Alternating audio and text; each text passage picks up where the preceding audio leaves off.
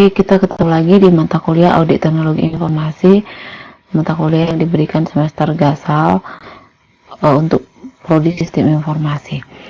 Topik untuk pertemuan kali ini adalah masih dengan audit dan internal kontrol, tapi dengan tipe-tipe dari audit, komponen-komponen dari audit, dan siapa sebaiknya yang melakukan audit. Nah, sebelum kita lanjut ke topik tersebut, sebaiknya kita mengetahui dulu apa yang disebut dengan internal control. Internal control ini adalah sebuah perisai, jadi kelihatan seperti perisai. Ini artinya adalah tindakan-tindakan apa yang dilakukan oleh perusahaan untuk mencegah serangan yang datang dari luar terhadap aset. Nah, di sini aset ini bisa berupa informasi.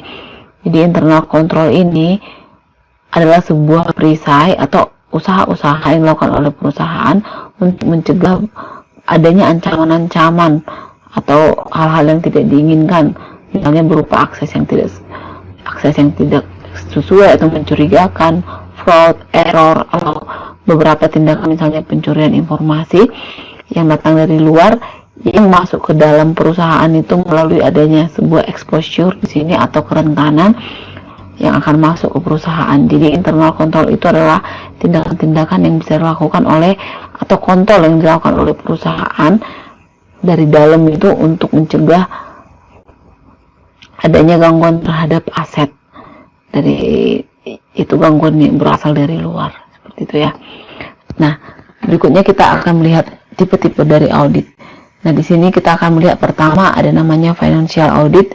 Di sini adalah audit yang berelasi ke informasi-informasi keuangan. Jadi dia melihat bagaimana integritas dan reliabilitas informasi keuangan itu dijaga. Yang berikutnya adalah operational audit. Nah, operational audit ini adalah melihat seberapa efektif atau seberapa efisienkah organisasi menjalankan proses operasional dan prosedur-prosedur operasional di perusahaan untuk mencapai tujuan dari perusahaan. Nah, berikutnya ada compliance audit. Di sini itu melihat seberapa kepatuhan dari perusahaan itu terhadap hukum dan regulasi, dan terhadap prosedur dan semua aturan-aturan yang berlaku, bagaimana tingkat kepatuhan dari. Ini adalah quality audit di sini.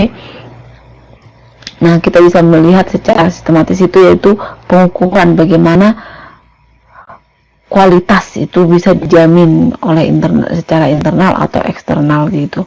Berikutnya adalah information system. Nah, di sini audit yang berelasi dengan keseluruhan sistem informasi yang digunakan dalam perusahaan. Dari gambar ini kita bisa melihat ada bagaimana keterhubungan antara IT audit dengan audit-audit yang lainnya dan bagaimana mereka kelihatan bagaimana mereka saling terintegrasi. Jadi pada dasarnya IT audit ini berbeda, ada perbedaan yang signifikan dengan audit-audit yang lainnya.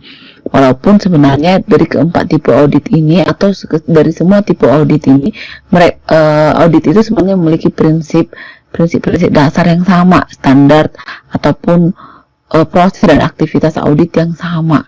Tetapi pada dalam hal ini kita bisa melihat bagaimana sebenarnya IT audit itu berelasi dengan audit-audit yang lain.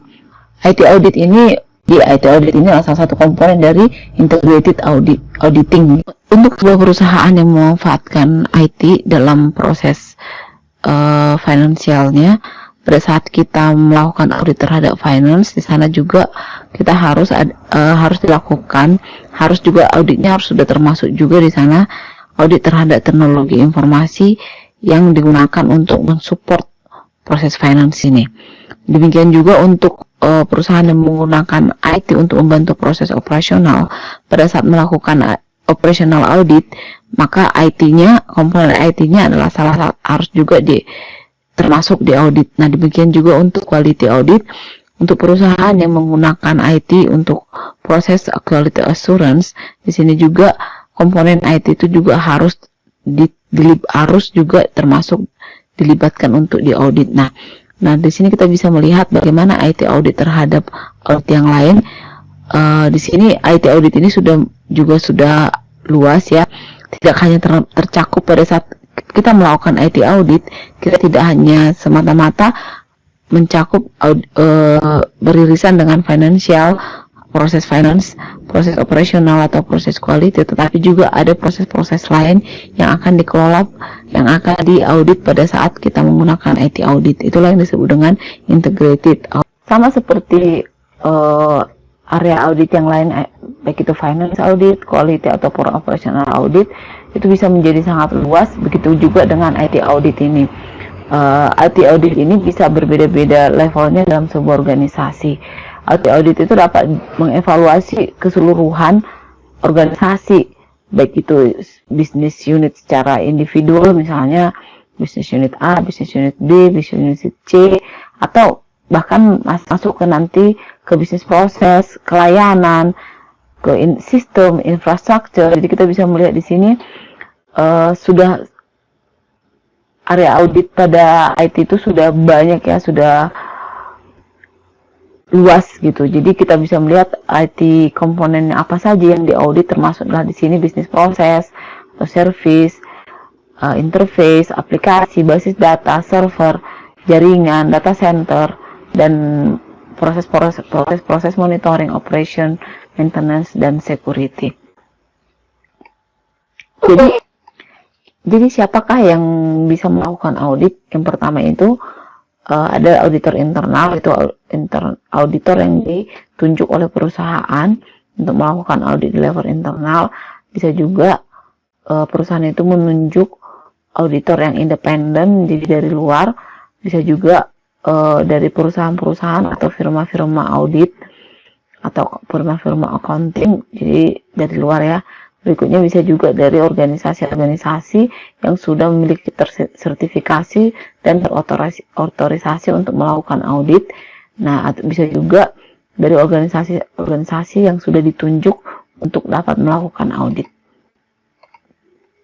Nah, sekarang kita melihat apa perbedaan internal dan eksternal auditor. Jadi ada dua tipe auditor ya, bisa internal atau eksternal.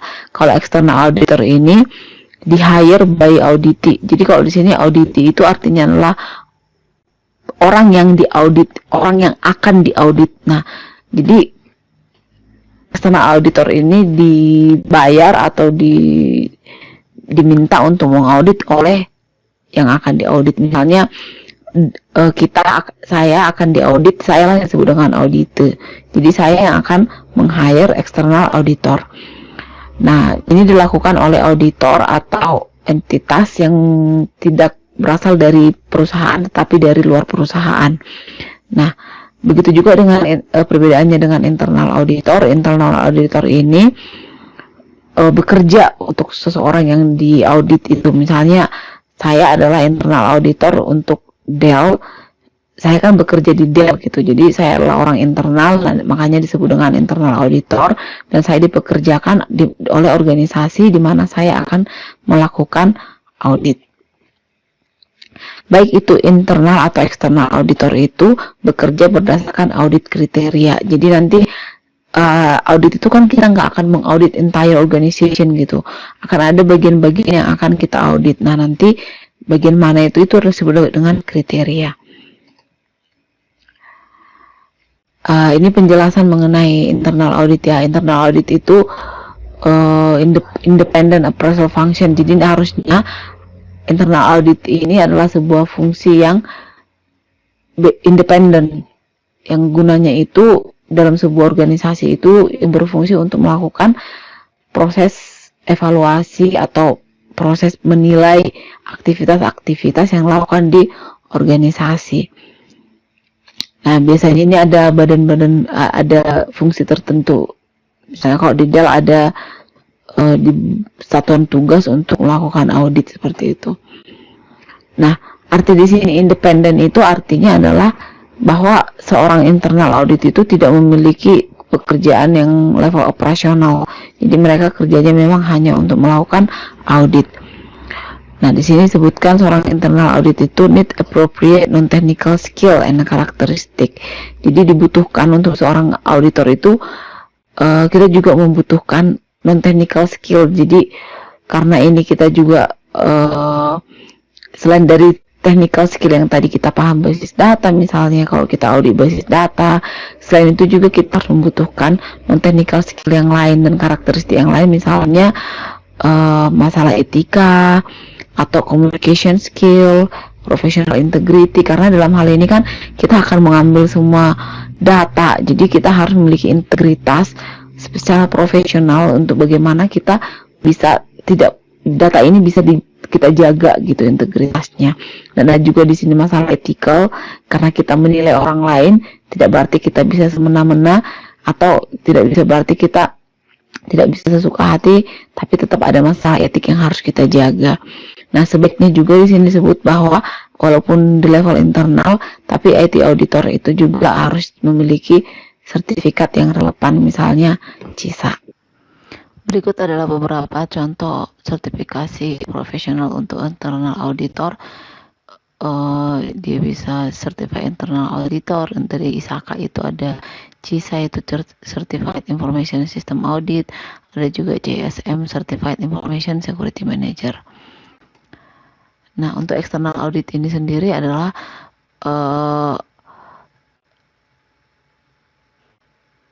auditor yang di-hire untuk spesifik tujuan yang lebih spesifik atau ada periodenya untuk waktu tertentu untuk melakukan audit.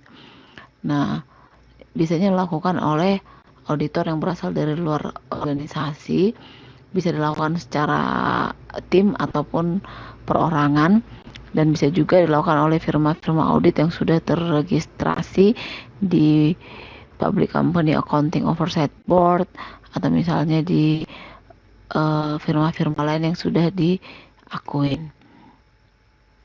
Nah, ada juga selain hanya untuk internal auditor, nah external auditor ini juga diharapkan juga memiliki sertifikasi sesuai dengan kualifikasinya.